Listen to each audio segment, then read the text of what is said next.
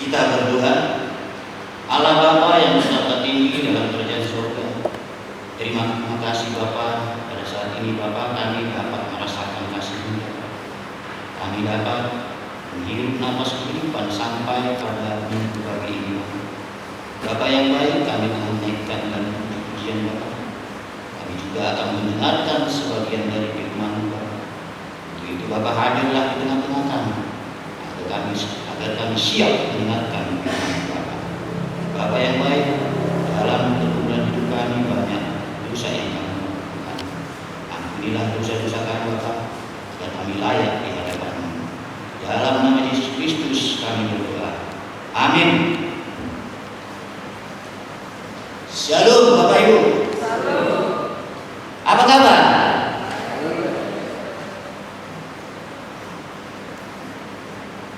Bapak Ibu yang terkasih, firman kita yang akan menjadi naskah pada minggu pagi ini yang tertulis di dalam kitab Wahyu pasal 20. Kita mulai dari ayat 11 sampai dengan ayat 15. Begini firman Tuhan. Hukum yang terakhir.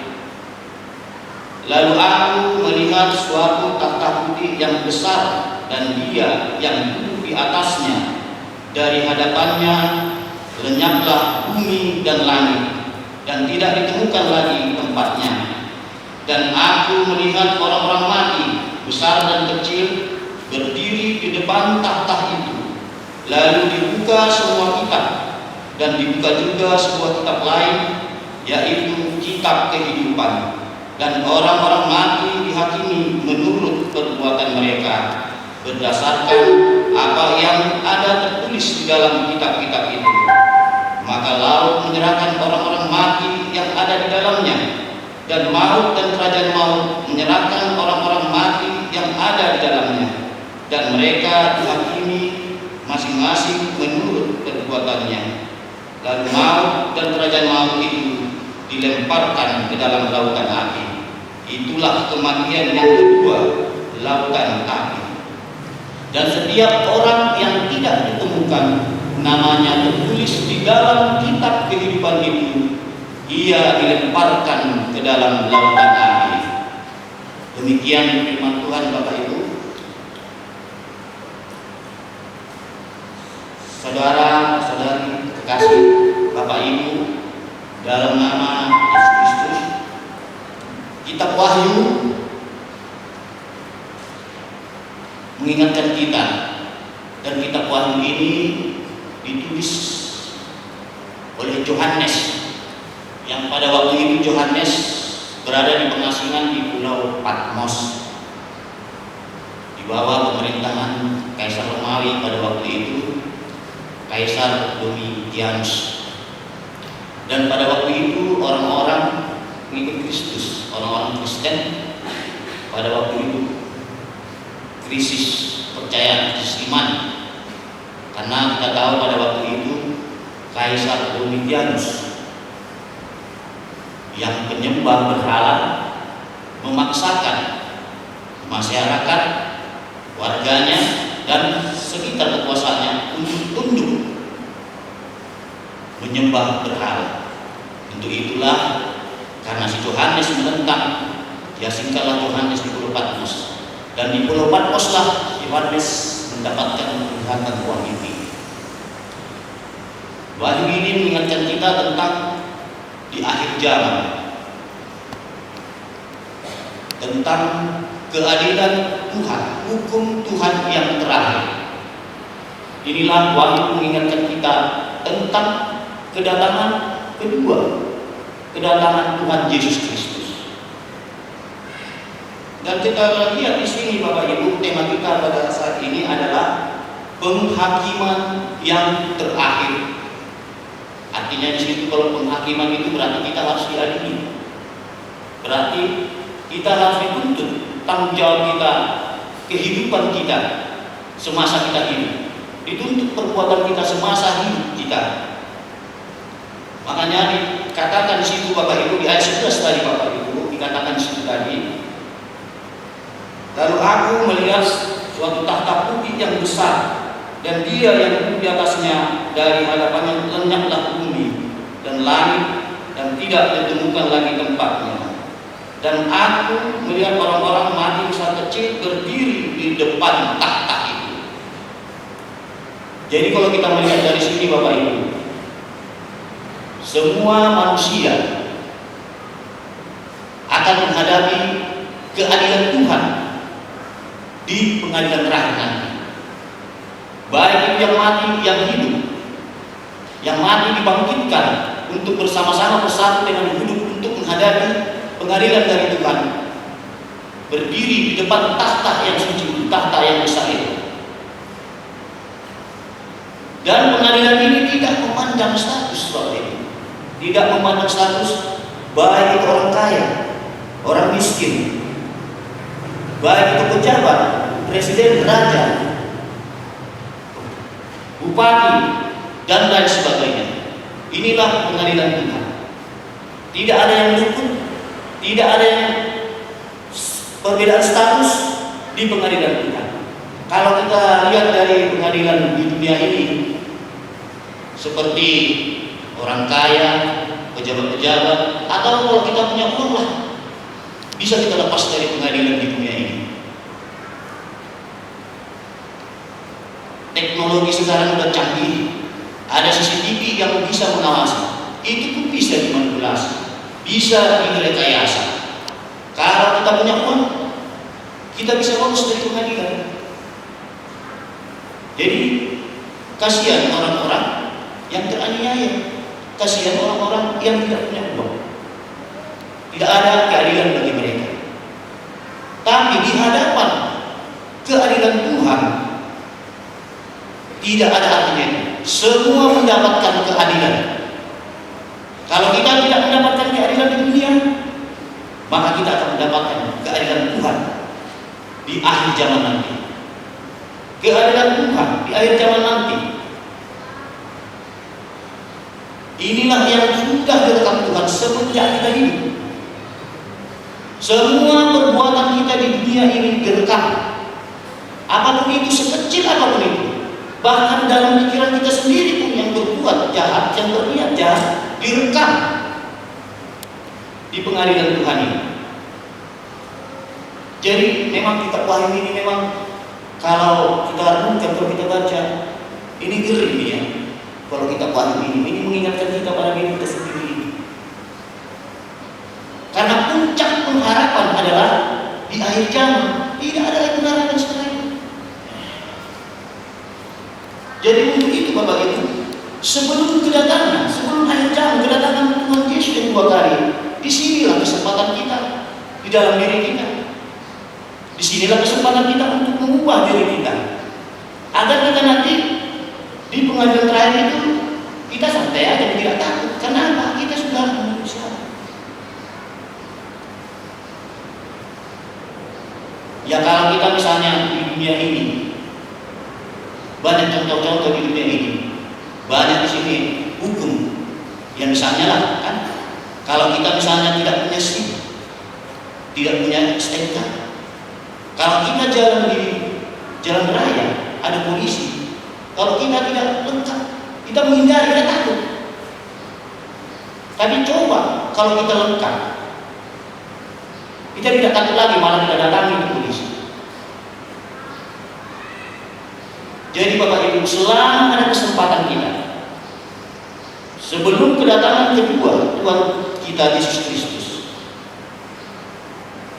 disinilah kesempatan kita untuk berubah. Dan pengadilan ini dikatakan tadi di sini, yang mati akan dibangkitkan. Artinya di sini, kalau kita di dunia ini banyak macam kematiannya, apalagi kalau kita orang Batak ini banyak macam. Adalah dikatakan mati kecelakaan, mati kosong-kosong, artinya tidak halau tidak. Kalau mati untuk kosong, tidak halau baru matok pasta kali ini. sarina tua, sauna tua, oma macam-macam molor di dia. Kalau di dunia ini itu macam-macam kematian. Tapi kalau di pengadilan Tuhan itu, ya kalau udah mati, ya mati kan begitu. Dan kalau di dunia ini berbagai macam cara kematian itu kita hadapi. Artinya, kalau orang yang meninggal itu misalnya orang besar, gitu kan, berbagai macam penghargaan dibuat kepada orang meninggal ini. Padahal kalau kita lihat, kita tidak tahu di pengadilan nanti masuk surga enggak, ini kan gitu. Seperti misalnya tokoh-tokoh masyarakat, para pejabat, kalau udah meninggal kan banyak orang berbondong-bondong datang. Karena kalau menurut mereka, menurut kebaikannya kan gitu. Mungkin ngasih sumbangsi banyak. Padahal kalau di pengadilan terakhir nanti belum tentu dia masuk surga. Inilah Bapak Ibu kalau di dunia. Dan pengadilan ini dicatat. Ada 2 kitab yang mencatat pengadilan ini. Yang pertama kitab-kitab. Itulah mencatatkan semua perbuatan kita yang ada di dunia ini. Perbuatan-perbuatan kita semasa hidup yang ada di dunia ini dicatat. Tidak ada bisa bersembunyi. Tidak ada yang bisa memanipulasi lagi. Tidak ada rekayasa lagi di dalam pengadilan ini. Semua perbuatan itu dicatat. Yang direkam itu dicatat. Inilah di kitab-kitab itu. Semua perbuatan kita dicatat, Bapak Ibu. Dan untuk itu, di catatan itulah yang menentukan kita. Di kitab-kitab perbuatan itulah yang menentukan kita. Mau kemana kita? Jadi Bapak Ibu, kalau semua perbuatan kita tidak bisa bersembunyi dimanapun. Karena semua akan dibangkitkan, yang mati akan dibangkitkan, baik itu di laut, di udara. Mau mati dimanapun dibangkitkan. Seperti di laut ya, banyak itu penguasa-penguasa laut. Seperti dikatakan katanya, dikatakan itu hadis. Mereka juga akan dicampakkan ke lautan api, hadis, dan penguasa-penguasa laut dan yang mati di laut. Disitulah kitab-kitab itulah dicatat semua perbuatan-perbuatan manusia itu di dalam kehidupannya, semasa hidupnya di pengadilan akhir zaman ini. Jadi kalau di kitab yang kedua itu, itulah kitab kehidupan. Kitab kehidupan ini mencatat nama-nama yang telah diselamatkan dan yang telah ditebus. Pertanyaannya Bapak Ibu, apakah nama kita di situ sudah tercatat? Apa jaminan bagi kita agar nama kita itu bisa tercatat? Bagaimana caranya kita menjamin untuk nama kita bisa tercatat di dalam kitab kehidupan? Saya tanya dulu Bapak Ibu, waktu kita kecil dibaptis, apakah nama kita itu sudah tercatat? Apakah nama kita sudah terdaftar?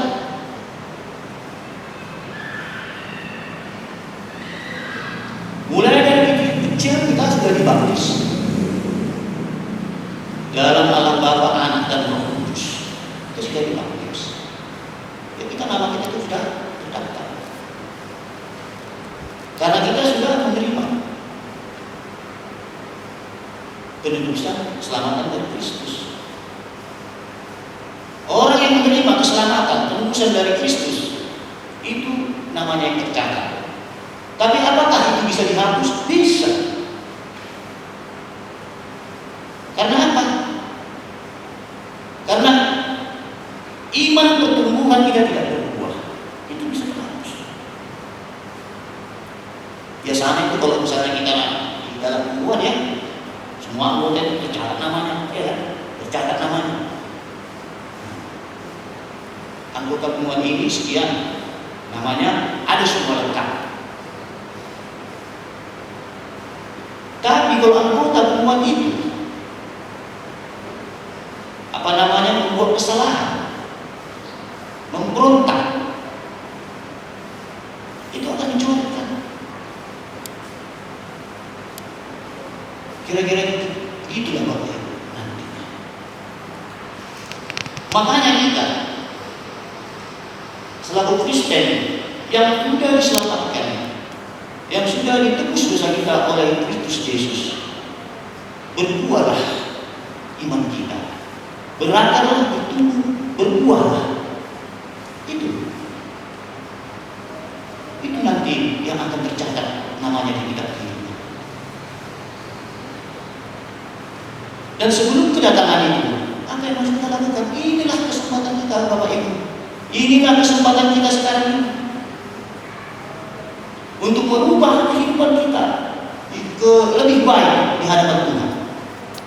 Jangan ditunggu lagi. Apalagi anak muda ya. Anak muda kan sekarang kan cepat kali goncang di pikirannya. Apa labil ya? Mulai sekarang harus bahwa kita ini Kristen mengikut Kristus. Kita itu sudah diselamatkan, sudah ditebus dosa kita oleh Kristus Yesus. Jangan ditunggu lagi. Ini tadi dikatakan di ayat 15 itu ya.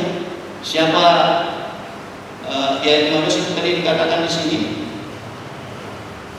Dan setiap orang yang tidak ditemukan namanya tertulis dalam kitab kehidupan itu, ia dilemparkan ke dalam lautan api. Dan orang-orang yang dilemparkan ke dalam lautan api itu, itulah kematian yang kedua, kematian rohani selama-lamanya. Artinya di situ terpisah hadirat Allah. Dan kalau sekarang ini orang yang meninggal, fisiknya aja ya, fisiknya aja, rohnya belum. Dan inilah nanti akan dibangkitkan. Bagi yang mati dibangkitkan, bagi yang hidup ya bersama-sama dia hidup. Jadi Bapak Ibu, adik-adik sekalian, di kitab Wahyu ini diingatkan kita. Dan Tuhan itu baik. Diberinya si Yohanes penglihatan untuk menuliskan kitab Wahyu ini, untuk memberitahu kepada kita agar kita berjaga-jaga kedatangan Tuhan Yesus. Inilah baiknya Tuhan. Dikasih penglihatan kepada si Yohanes untuk menuliskan ini, untuk memberitakan ini kepada kita agar kita berjaga-jaga. Dan inilah kesempatan kita. Ini bisa dikatakan warning ini ya, warning. Karena kita nggak tahu kapan kedatangannya. Warning sekarang ini. Bisa aja besok kita katakan. Bahkan tanda-tandanya sudah kita lihat.